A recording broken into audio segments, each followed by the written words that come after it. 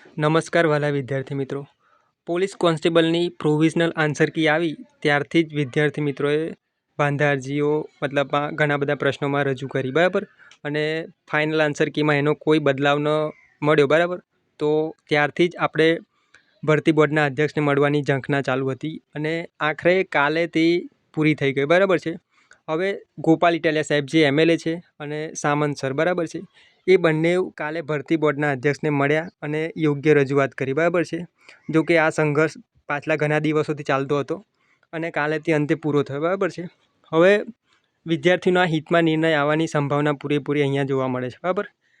તો કાલે રજૂઆત શું થઈ અને જે રજૂઆત કરી, બરાબર છે, અધ્યક્ષ અને જે એમએલએ સાહેબ સાથે વાત જે થઈ, બરાબર છે, એ ચર્ચા પરથી આગળ શું નિર્ણય આવી શકે એની વાત કરીશું અને કાલે કયા કયા મુદ્દા પર વાત થઈ એ પણ ચર્ચા કરીશું અને મેરિટની પછી ડીવી લિસ્ટની બી થોડી ચર્ચા કરીશું, બરાબર છે. હવે સામંત સર અને એમએલએ સાહેબ જે ગોપાલ સર છે એ અધ્યક્ષને મળ્યા, બરાબર છે. તો એમને એવી રજૂઆત કરી કે ભાઈ જે 10 પ્રશ્નો છે ને એ આઉટ ઓફ સિલેબસ પૂછાયા છે, બરાબર છે. તો સામંત સરે એમના વિડીયોમાં એવી રજૂઆત કરી છે કે જ્યારે અમે ભરતી બોર્ડના અંદર મતલબમાં અધ્યક્ષને મળી રહ્યા હતા ત્યારે અંદરના જ સદસ્યો દ્વારા કંઈક ને કંઈક ગોટાળા કરવામાં આવતા હતા, બરાબર છે. એટલે કે જે સિલેબસ હતું એનું એક પાનું ફાડી લીધું ને એવી ચર્ચા એમને કરી છે, બરાબર છે. તો અહીંયા સ્પષ્ટ રીતે એવું બી એમને ઉલ્લેખ કર્યો છે કે અધ્યક્ષ તો છે ને મળવા માટે તૈયાર જ છે, પરંતુ જે એમની નીચે જે કાર્ય મતલબમાં કામ કરી રહ્યા છે ને જે એમનાથી નીચલા અધિકારીઓ, એ ક્યાંક ને ક્યાંક વિદ્યાર્થીઓ વચ્ચે અને અધ્યક્ષ વચ્ચે સંવાદ ન થવો જોઈએ એવું મગજમાં ભરીને બેઠા છે, બરાબર. કારણ કે એમને સ્પષ્ટ ઉલ્લેખ કર્યો છે કે ભાઈ અધ્યક્ષ એકદમ મતલબમાં શાંતિથી મળે છે ને રજૂઆત કરે છે, પરંતુ જે નીચલા અધિકારીઓ છે ને એ આ બંને વચ્ચે સંવાદ થવા નથી દેતા, બરાબર છે. અથવા તો જે એમની ભૂલો છે એને સંતાડવા માટે ક્યાંક ને ક્યાંક ગોટાળા થઈ રહ્યા છે એવું જાણવા મળે, બરાબર. એટલે અધ્યક્ષને રજૂઆત કરી છે કે આ 10 પ્રશ્નોનું યોગ્ય નિરાકરણ આવે અથવા તો એનો કંઈક વિદ્યાર્થીના હિતમાં નિર્ણય આવે. પ્લસ બીજી વસ્તુ કે અમુક જે પ્રશ્નો સુધારવા જોઈએ, બરાબર છે. એક બ્રોમાઇનવાળો છે, પછી બીજો મતલબમાં શ્રેણીવાળો છે, એની પણ રજૂઆત કરી કે ભાઈ આ પ્રશ્નોમાં રજૂઆત કરી હતી પણ ભરતી બોર્ડે સુધારા કર્યા નહીં, બરાબર છે. એટલે એનું પણ યોગ્ય નિરાકરણ આવે એવી રજૂઆત તો કરી છે, પણ હવે ભરતી બોર્ડ શું નિર્ણય લે છે અથવા તો અધ્યક્ષ શું નિર્ણય લે છે એ આપણે માનવું પડશે, બરાબર છે. એટલે આ તો એક પહેલી રજૂઆત થઈ, બરાબર છે.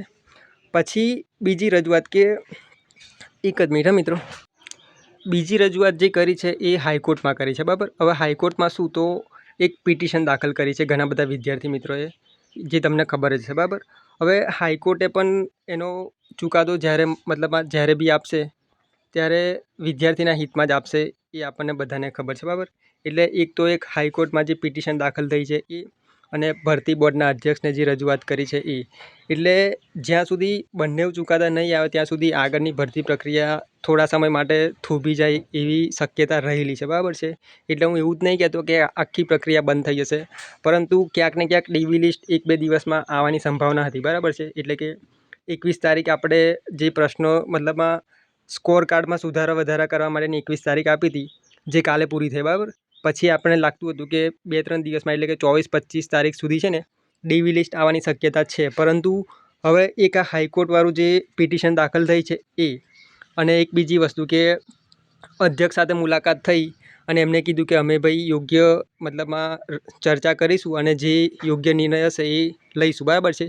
એટલે બરાબર, એ બંને મુદ્દા પરથી એવું લાગે છે કે ક્યાંક ને ક્યાંક આ હવે ડીવી લિસ્ટ જે જાહેર થવાનું હતું ને એમાં થોડોક વિલંબ થવાની સંભાવના છે, બરાબર છે. પછી બીજી વાત કે શું હવે જે પ્રશ્નો છે ગુજરાતીના 10, બરાબર છે, એ રદ થશે કે નહીં થાય. તો જુઓ, આમાં અધ્યક્ષ શું નિર્ણય લે છે એના ઉપર આપણે આધાર રાખવો પડશે, બરાબર. કાં તો એક નિર્ણય એવો બી આવી શકે કે જે 10 માર્ક્સ છે, બરાબર છે, એને કેન્સલ કરી નાખે અને 70 માર્ક્સના 40% કરે, બરાબર છે. આ એક શક્યતા આપણને દેખવા મળે છે. એટલે 70ના 40% કરે તો 28 માર્ક્સ, બરાબર છે. જેને 28 માર્ક્સ થતા હોય એ બદલામાં પાર્ટીમાં પાસ ગણાય, બરાબર. એક તો આ નિર્ણય લેવાની શક્યતા આપણને જોવા મળે. પછી બીજો નિર્ણય એવો લેવાઈ શકે, બરાબર છે, કે જે 10 પ્રશ્નો છે ગુજરાતીના, બરાબર છે, એના ગ્રેસિંગ માર્ક્સ વિદ્યાર્થીઓને આપી દેવા, બરાબર છે. એટલે જેને બી ખોટો કર્યો હોય અથવા તો એટેમ્પ કર્યો હોય એને મતલબ આ માર્ક્સ આપી દેવા 10એ 10, બરાબર છે. એટલે એવું નહીં કે જેને અટેમ્પ કર્યા હોય અથવા તો કર્યો હોય એને જ મળશે. જેને અટેમ્પ કર્યા હોય, નહીં કર્યા હોય, છોડી દીધા હશે, એ બધાને આ 10 માર્ક્સનો ફાયદો થશે, બરાબર છે. એટલે આ એક બીજો નિર્ણય આવો લેવાઈ શકે, બરાબર. જો ભરતી બોર્ડને યોગ્ય લાગે તોની વાત છે, બરાબર. બાકી તો જે ચાલે છે એ તો ચાલવાનું જ છે. પછી ત્રીજી એક એવી શક્યતા છે કે આ પ્રશ્નોને શું કહેવાય કે કેન્સલ કરી નાખે અથવા તો બીજો કોઈ એમને જે યોગ્ય લાગે, બરાબર, એ નિર્ણય લઈ શકે. એટલે આ બે આગળના જે મેં પહેલાં બે કીધા ને એમાં થોડા ચાન્સીસ વધારે છે કે એવું કદાચ થઈ શકે, બરાબર છે. પછી બીજી વાત કે ડીવી લિસ્ટ ક્યારે આવશે, બરાબર. તો ડીવી લિસ્ટ તો હવે છે ને મેં પહેલાં તમને કીધું હતું કે 21 તારીખ જેવી પૂરી થશે ને એવું ડીવી લિસ્ટ 3-4 દિવસમાં આવશે, બરાબર. પરંતુ મેં તમને કીધું હમણાં જ કે હવે ડીવી લિસ્ટ આવવાની થોડી આમ શું કહેવાય લેટ થવાની સંભાવના છે. કારણ કે એક તો હાઈકોર્ટનો ચુકાદો આવે એની વાત લાગશે, બરાબર છે, મતલબ એનો સમય. પછી બીજી કે જે ભરતી બોર્ડે જે નિર્ણય લેવા કીધું છે એ જ્યાં સુધી નહીં આવે ત્યાં સુધી ડીવી લિસ્ટ આવવાની સંભાવના અત્યારે તો દેખાતી નહીં, બરાબર. પછી કશું કહી ના શકાય કારણ કે આ લોકોએ પેલું કીધું હતું કે અમે ગુરુવાર કે શુક્રવાર સુધી જે હશે એ મૂકી દઈશું અને સ્કોર કાર્ડ પણ જારી કરી નાખ્યું હતું, બરાબર. એટલે કશું નક્કી કહેવાય ના, પરંતુ હમણાં ઓછા ચાન્સ છે કે ડીવી લિસ્ટ આવે, બરાબર. કારણ કે જ્યાં સુધી આ 10 પ્રશ્નોનું નિરાકરણ નહીં આવે ને ત્યાં સુધી આગળની પ્રક્રિયા હવે મને લાગતું નહીં કે ચાલે, બરાબર છે. એટલે એક આ બીજો મુદ્દો હતો. પછી બીજી વાત કે સામંત સરે છે ને એવું કીધું હતું, બરાબર છે, કે અમારાથી થતી એટલી અમે કોશિશ અને પ્રયત્ન કર્યો, બરાબર છે. હવે એમને વિદ્યાર્થીઓને એક રજૂઆત કરી છે, બરાબર. હવે એ રજૂઆત શું કરી છે એ હું તમને કહું, બરાબર છે. તો જુઓ, આપણે જે પણ વિદ્યાર્થીઓ આજે 10 પ્રશ્નોને એવું લાગે છે કે ભાઈ આ વ્યાકરણની બહારના છે અને આઉટ ઓફ સિલેબસ પૂછા છે, બરાબર છે. તો એવા દરેક વિદ્યાર્થી મિત્રોને એવું કીધું છે કે જુઓ, તમારા જે ક્ષેત્રના એમએલએ છે ને, મતલબમાં મારે અહીંયા ગોધરા છે, બરાબર છે, મતલબ આ શહેરા વિધાનસભા લાગે. તો મારા જે એમએલએ છે અથવા તો તમારા જે બી ક્ષેત્રના એમએલએ હોય ને એ બધાને આપણે રજૂઆત કરવાની કે ભાઈ આ જે 10 પ્રશ્નો છે એ સિલેબસ બહારના છે અને યોગ્ય રીતને પૂછ્યા નથી, બરાબર છે. તો આની રજૂઆત કરવી જોઈએ, બરાબર છે. એટલે આ વાત મેં તમને પહેલાં જ કીધી હતી, બરાબર, 4-5 દિવસ પહેલાં જ, કે આપણે આપણા ક્ષેત્રના અંદર જે એમએલએ આવતા હોય એમને યોગ્ય રીતના રજૂઆત કરવી જોઈએ. તો જુઓ, હવે છે ને મને લાગે છે ત્યાં સુધી છે ને વિદ્યાર્થીના હિતમાં જ નિર્ણય આવવા જઈ રહ્યો છે, બરાબર છે. પરંતુ હજી આપણે થોડોક સપોર્ટ કરીએ ને તો એ જે 70-80% અત્યારે લાગે છે ને આપણને કે ભાઈ હા વિદ્યાર્થીના હિતમાં જ આવશે, મતલબમાં અત્યારે 80% એવું લાગે છે કે હવે કંઈક નિર્ણય લેવાશે, બરાબર. પરંતુ જો આને છે ને 100%માં કન્વર્ટ કરી નાખવું હોય ને કે હા ભાઈ હવે તો આપણા હિતમાં જ નિર્ણય આવશે, બરાબર, એટલે કે જે પ્રશ્નો આઉટ ઓફ સિલેબસ છે એનું યોગ્ય નિરાકરણ આવશે. તો આને 100% આપણે કરવું હોય ને તો હજુ એક આપણી જોડે રસ્તો છે કે આપણા જે ક્ષેત્રના એમએલએ છે ને એને યોગ્ય રજૂઆત કરવી જોઈએ કે સર આ 10 પ્રશ્નો છે ને એ સિલેબસ બહારના છે અને જે બી પ્રશ્નો સુધ્યા નથી પાર્ટ એ અને પાર્ટ બી બંનેમાં, બરાબર છે, એની પણ યોગ્ય રજૂઆત કરવી જોઈએ. તો બધા એમએલએને જ્યારે આ વાત ખબર પડશે ને તો એમને લાગશે કે ના ભાઈ વિદ્યાર્થીઓ જોડે કંઈક અહિત થઈ રહ્યું છે, બરાબર છે. એટલે જ આટલી માત્રામાં બધા એમએલએને રજૂઆત કરે છે, બરાબર છે, વિદ્યાર્થીઓ. એટલે એમને પણ ધ્યાનમાં આવશે કે ના ભાઈ આ મુદ્દો હવે કંઈક મોટો છે અને વિચારવા જેવો છે, બરાબર. એટલે બધા એમએલએ જ્યારે વિધાનસભામાં રજૂઆત કરશે ને તો પછી બધાને ખબર પડશે કે ના ભાઈ આના ઉપર યોગ્ય નિર્ણય લેવો જ જોઈએ, બરાબર છે. એટલે એક તો હાઈકોર્ટ, બરાબર છે, એક હાઈકોર્ટ નિર્ણય રહેશે. પછી એક બીજું છે એ ભરતી બોર્ડના અધ્યક્ષ અને ત્રીજું આપણે બધા એમએલએને છે ને રજૂઆત કરીશું ને તો આ જે મુદ્દો બન્યો છે ને એનો યોગ્ય અને વિદ્યાર્થીના હિતમાં, મતલબમાં જ્યાં 10 પ્રશ્નોનું છે ને યોગ્ય નિરાકરણ આવશે એવું મને લાગે છે, બરાબર.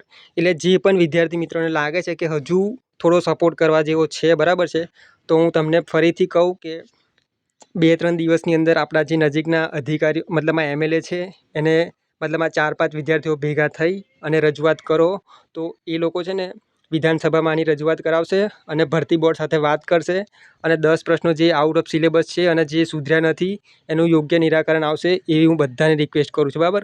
કારણ કે હવે તો ભરતી બોર્ડે કીધું છે, હાઈકોર્ટમાં પિટિશન થઈ છે, એટલે આમ તો ચાન્સ છે કે આપણા જ ફેવરમાં ચુકાદો આવે, બરાબર. પરંતુ આને હજુ સપોર્ટ કરીએ ને તો 100% આપણી ફેવરમાં ચુકાદો આવે એવી સંભાવના છે, બરાબર છે. એટલે હું બધાને રિક્વેસ્ટ કરું છું, બરાબર. હવે બીજી વાત કે જો આ કાલે જે વિદ્યાર્થી મિત્રો અને જે સર મળ્યા હતા, બરાબર છે, એનો એક ફોટો છે આપણી જોડે. એટલે જો આ મતલબ એ મળ્યા હતા એનો પુરાવો છે, બરાબર. અમુક પાછા કે મળ્યા નતા ખાલી હવામાં વાતો કરો છો તો આ એમનો પુરાવો છે. પછી બીજી વાત કે આપણું જે પોલીસ કોન્સ્ટેબલનું 2 ગ્રુપ છે, બરાબર છે. હવે એક જ મિનિટ વિદ્યાર્થી મિત્રો. હવે આ ગ્રુપમાં છે ને ઘણા બધા વિદ્યાર્થી મિત્રો એડ છે, બરાબર. અહીંયા તમે જોઈ શકો છો 794, બરાબર છે. હવે આ ગ્રુપમાં પોલીસ કોન્સ્ટેબલની તમારે જે બી માહિતી જોઈતી હશે ને એ મળી જશે, બરાબર. પરંતુ મેં છે ને અત્યારે જ એક ભાઈનો કોલ આવ્યો હતો મારી ઉપર કે તમે ગ્રુપની ચેટ બંધ કરી નાખો, કારણ કે બધી આડી અવળી વાતો થાય છે, બરાબર. એટલે મેં પહેલાં જ આ છે ને ગ્રુપની ચેટ બંધ કરી નાખી. એક તો આ ગ્રુપ, પછી એક બીજું ગ્રુપ છે, કઈ ગયું આપણું, કેન્સલ 5નું એક ગ્રુપ છે, બરાબર છે. એટલે બંને ગ્રુપની લિંક છે ને હું આ વિડીયોની નીચે નાખી દઈશ, બરાબર છે. તમારે જોડાવવું હોય તો જોડાઈ જજો, કારણ કે ત્યાં તમને છે ને બધી જ મતલબમાં LRDની બધી માહિતી મળી જશે, બરાબર. અને મને જ્યારે બી લાગે કે આજે વિદ્યાર્થીઓ જોડે વાત કરવા જેવી છે અથવા તો ચેટ ચાલુ કરવા જેવી છે એવું મને લાગશે ને ત્યારે હું ચાલુ કરીશ, બરાબર. પરંતુ અત્યારે મેં એટલે જ બંધ કરી નાખ્યું છે કે અંદરો અંદર ઝઘડા ચાલે છે અને છે ને સરનું નામ લઈને આડી અવળી વાતો કરે છે, બરાબર.